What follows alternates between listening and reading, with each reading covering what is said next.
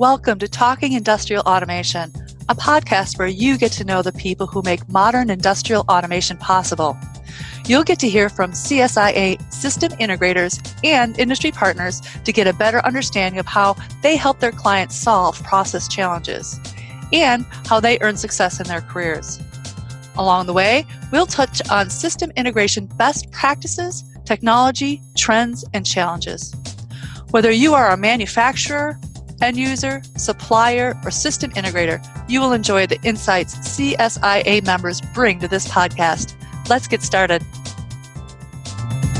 Hi, my name is Lisa Richter, the host of Talking Industrial Automation, a podcast where you get to know the people who make modern industrial automation and processing possible. In today's episode, we're talking industrial automation with Jeff Burnstein, president of the Association of Advancing Automation, the umbrella organization for the Robotics Industry Association, Advancing Vision and Imaging, and Motion Control and Motor Association.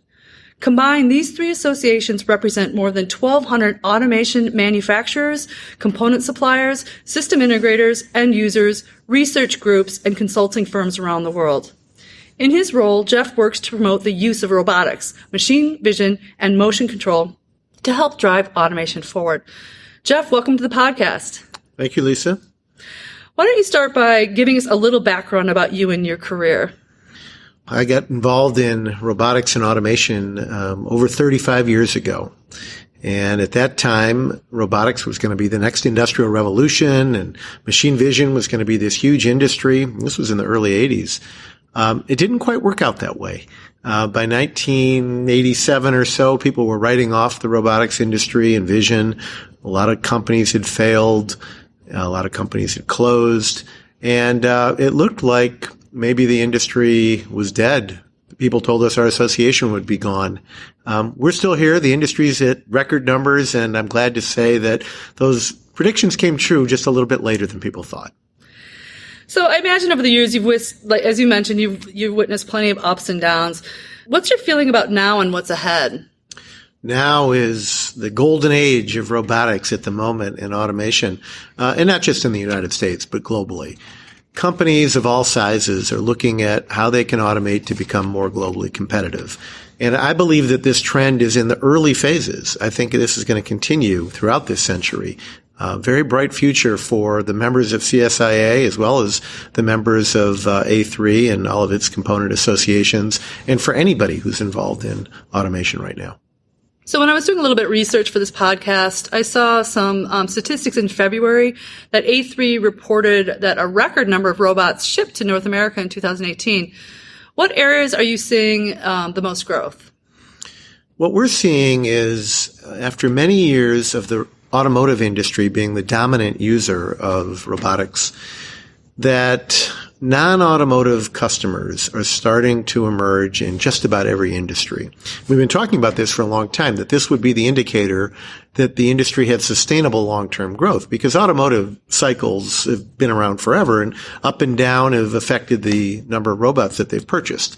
But now, in 2018 in particular, we saw that the so-called general industry applications of robots were almost equivalent to the automotive purchases in 2018. That's a very healthy sign for the industry going forward. Did the research show any sectors that are slowing? Well, beyond automotive, not really. Automotive had a down year in 2018. Again, this happens periodically, very cyclical nature of the industry. But if you look at everything else, was up combined 17%. In 2018. What do you think is the cause of this growth? I think the technology has improved greatly over the years. The price points have come down. There's a great core of integrators who understand the process of their customers and how to integrate technology like robotics. And I think that more and more companies recognize that if we are going to compete globally, we have to take advantage of the best tools available to us, and often that's robotics and automation. When you think about where the greatest growth is coming from, it's China. China is the fastest growing user of robotics that the world has ever seen. Why is that? Well, they realize they can't compete on low-cost labor anymore, that quality, productivity, time to market, all these issues count, and automation can help you achieve the goals in those metrics. How does this impact opportunities for SIs? I think there are tremendous opportunities for system integrators in every industry. As companies are looking at automating and implementing robotics, they need people who are skilled at implementing them. I mean, a lot of companies during the Great Recession or near depression of 2008 and 2009 got rid of a lot of engineering resources. And so I think they're more dependent than ever on the skills that qualified integrators bring to them. How can system integrators take advantage of these opportunities? I think they need to continue pursuing opportunities in areas that are heavily automating. So, of course, you have automotive and you have electronics, but you have industries like food and beverage and consumer goods, aerospace, power. There's so many industries that want to automate to be competitive, and integrators need to pursue these opportunities. What would be your advice for helping them prepare for those opportunities? Well, I think, first of all, they need to make sure that they're qualified to do the jobs that the end customers want.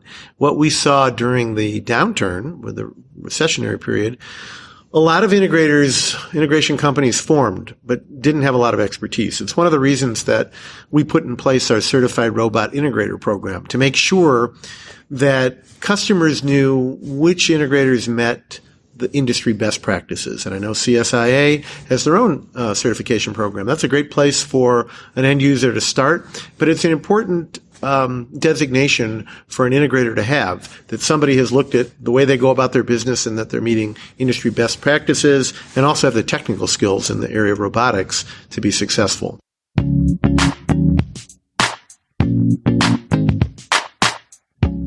Are you one of the 78% of CSIA members who said they wanted cybersecurity training? Well, now you've got it. CSIA has partnered with ISA to bring you an 8-week online course that will get you the skills and expertise that are in high demand. Best of all, you can access the material anywhere and anytime. To find out more about using the ISA IEC 62443 standard to secure your control systems, visit www.controlsys.org/cyber. Act now, because registration ends September 6, 2019. Remember, that's www.controlsys.org/cyber.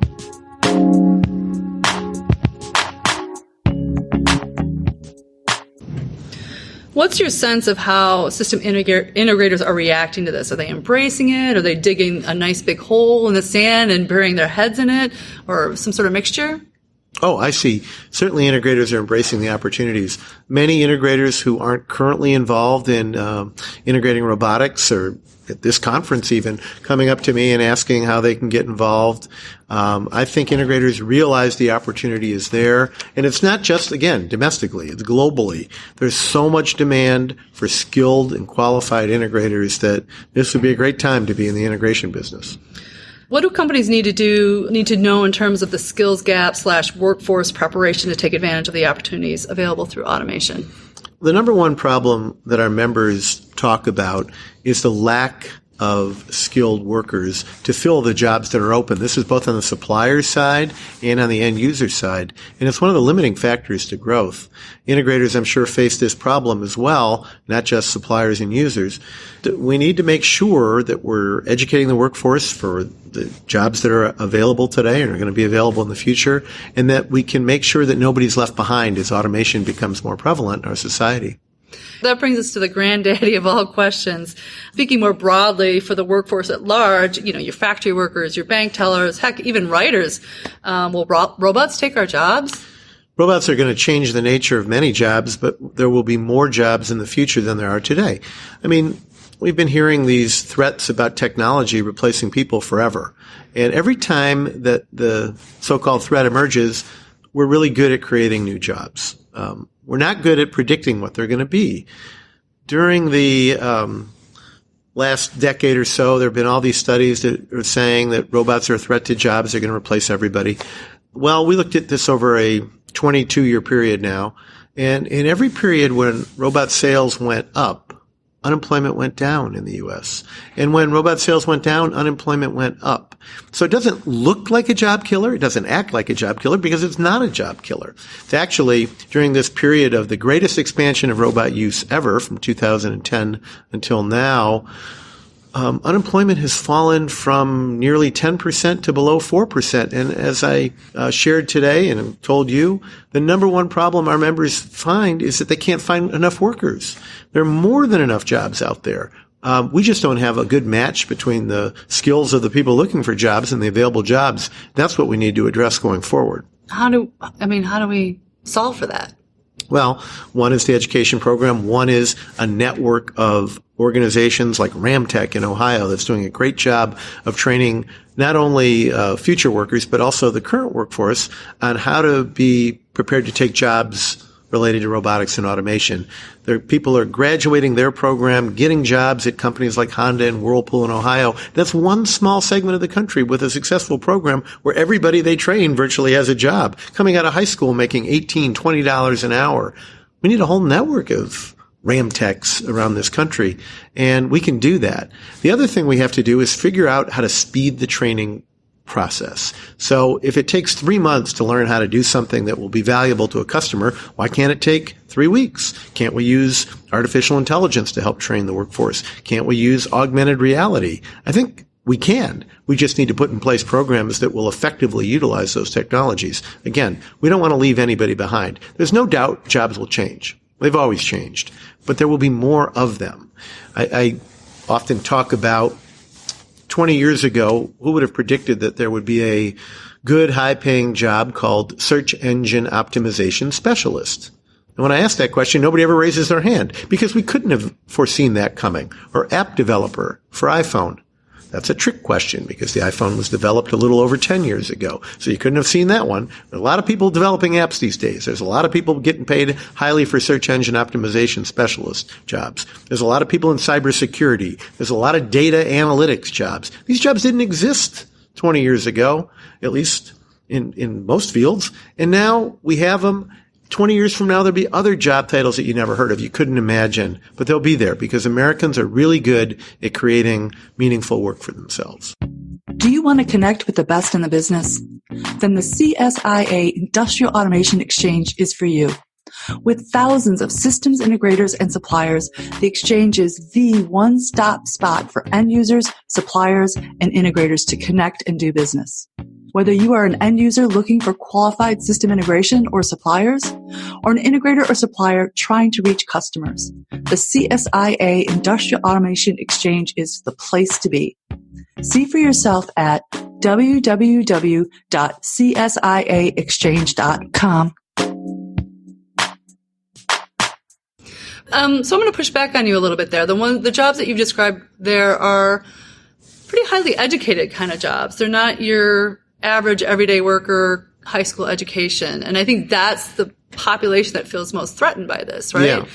So can you expand that into that? Sure. Mm-hmm. People talk about, there won't be any jobs for people who aren't good in science and math and don't have a 4-year degree. Actually, in the robotics industry, the number one skill that's needed are hands-on skills that you can get at technical schools and community college. People who can install robots, maintain them. It's not just programming. It's people who can monitor the machines and make sure they're performing accurately. These are jobs that don't require advanced degrees. And we want to make sure that we continue to create jobs like that. And the reality is, Lisa, in a lot of industries, robots are doing jobs that people don't want to do. And that's one of the reasons that companies have such a difficult time finding people to do dull, dirty, dangerous jobs. You can't get anybody to apply for those. So what are these companies going to do if they don't automate? Yeah. So do you think maybe we're doing our young people a disservice by putting so much emphasis on, you got to get through college, son? Maybe vocation schools and tech schools is something we should pay more attention to and pour more resources into. I agree. And it's not just sons, it's daughters. Good point. We really need to make sure that we don't only value people who go to four-year universities. We have to have value for people who have skills that can be acquired at vocational schools and community colleges. You know, when I went to school, I remember I was terrible at it. That's why I remember we had wood shop in school. We had these things that you had to do that you could demonstrate some proficiency in. I couldn't. And I don't want to be one of those people who would be left behind in the future. I have an English degree. I'm not an engineer. And when people say, oh, everything is going to be STEM education, science, technology, engineering, and math, that can't be right. We have to create opportunities for people in the arts, for people like myself with English majors, because if we don't do that, then we'll be doing what you warned against. Do you have any final thoughts, maybe something we haven't touched on here that you'd like to make sure we address? Well, my final thought would be that this is a great time for the CSIA members to learn more about robotics if they're not currently involved in this space, or machine vision, or any of the technologies that our association is involved with. And we look forward to working with the CSIA members to help them take advantage of these opportunities. To that, where can people go for more information? Well, we have a number of websites. We have a3automate.org, robotics.org, visiononline.org, motioncontrolonline.org. These are great resources. And we also have a series of great events, such as our recent Automate show, and we have a collaborative robots, advanced vision, and AI conference coming up in San Jose this year. We have events on autonomous mobile robots. So we're a really good resource for anybody who's interested in these technologies.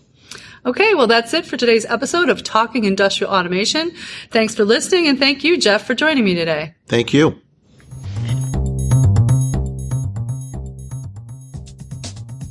If you enjoy this podcast, please subscribe in iTunes, Stitcher, Google Play, or wherever you listen to podcasts. You can also help others find us by sharing your favorite episodes with colleagues. Thanks for listening to the Talking Industrial Automation podcast. Thanks also to bensound.com for the music bumpers. Until next time.